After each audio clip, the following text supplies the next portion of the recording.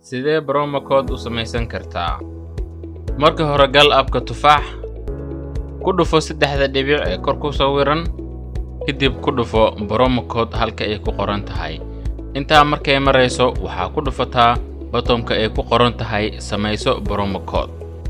agaag halkan waa meesha aad ku qoranayso magaca aad rabto inaad promo code ka dhigato tusaale ahaan Maxamed Weyne ka dhig kadib ku dhufo submit uu soo diiday sabab maxaa yeelay magaca aad ka dhiganayso promo code waa in uu ka badanayn 10 xaraf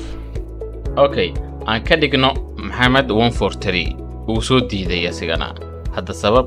maxaa yeelay xarfaad gelinayso waa in aysan ka badan ama aysan la ekaanin 10 xaraf tusaale ahaan MAH Weyne submit leh hadda page-kan wuxuu inoo muujinayaa magaca aan gelinay MAH Weyne inaan ku qanacsanahay oo inoo saxan yahay sida rabna uu yahay aan hubno haddii aan hubno yes aan leenahay haddii aanan hubin oo wax ka qaldan yihiin cancel iska leedahay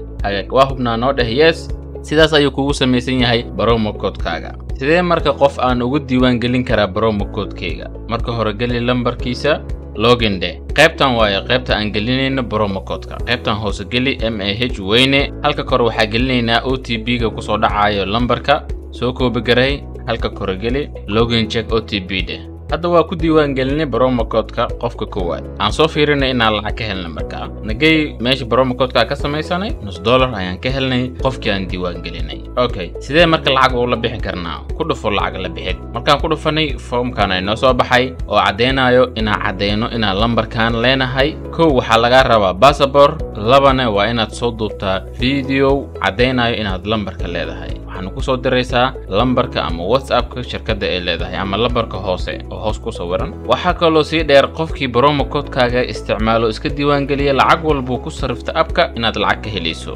mahadsanid